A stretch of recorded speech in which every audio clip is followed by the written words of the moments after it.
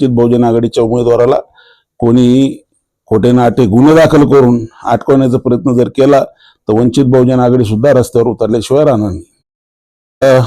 वंचित बहुजन आघाडीचे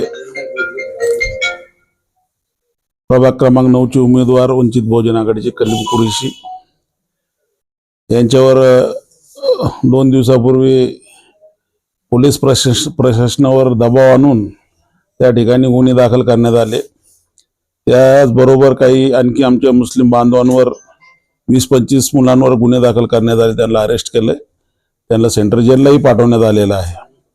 त्यानंतर आमचे उमेदवार हे माननीय न्यायालयात गेले, माननीय न्यायालयातून त्यांनी अँटीसेप्टिक बेल घेतली, परंतु या ठिकाणी जी चर्चा चालू आहे किंवा माजी खासदार इम्तियाज जलील यांनी जे आज मीडियाला सांगण्यात आलेलं आहे की कोर्ट अशा लोकांवर मेहरबान होतंय।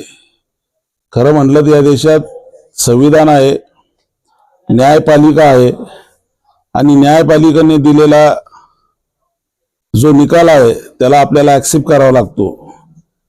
आणि जर आपल्याला वाटत असेल तर आपण त्याच्या वरती कोर्टात जाऊ शकतो, परंतु न्यायालयावर आपण अशी ताशेरे ओढू शकत नाही।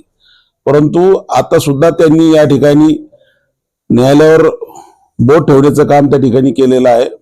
मला आपल्या माध्यमातून एवढं सांगायचं आहे की पोलीस प्रशासनावर वारंवार जर दबाव आणत असेल आणि आमच्या उमेदवाराला त्या ठिकाणून लढण्यासाठी रोखण्याचा प्रयत्न जर होत असेल, मी या ठिकाणी आवाहन करतो की ज्या मुस्लिम बांधवांना, अनेक मुस्लिम बांधव आहे की त्यांना त्या ठिकाणी अरेस्ट करण्यात आलेले, आता त्यांना सेंट्रल जेलला पाठवले, त्यांची बेल किमान इलेक्शन होईपर्यंत होणार नाही।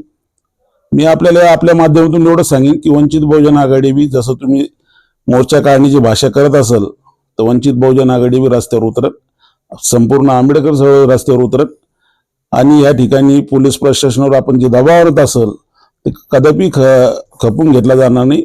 पोलीस प्रशासन सुद्धा त्या ठिकाणी शेवटच्या बेलचं जी प्रक्रिया चालू होती कोर्टात, शेवटच्या टायमाला येऊन त्या ठिकाणी 110 सारखी एक कलम त्या ठिकाणी ऍड करण्यात आलेली आहे, ती सुद्धा त्या ठिकाणी लावून यांना बेल मिळू नये या पद्धतीने पोलीस प्रशासनाने काम केलेलं आहे।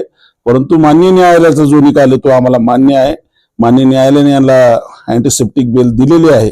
माझं एवढंच आव्हान आहे की या ठिकाणी आमच्या वंचित बहुजन आघाडीच्या उमेदवाराला कोणी खोटे नाटे गुन्हे दाखल करून अटकवण्याचा प्रयत्न जर केला तर वंचित बहुजन आघाडी सुद्धा रस्त्यावर उतरल्याशिवाय राहणार नाही।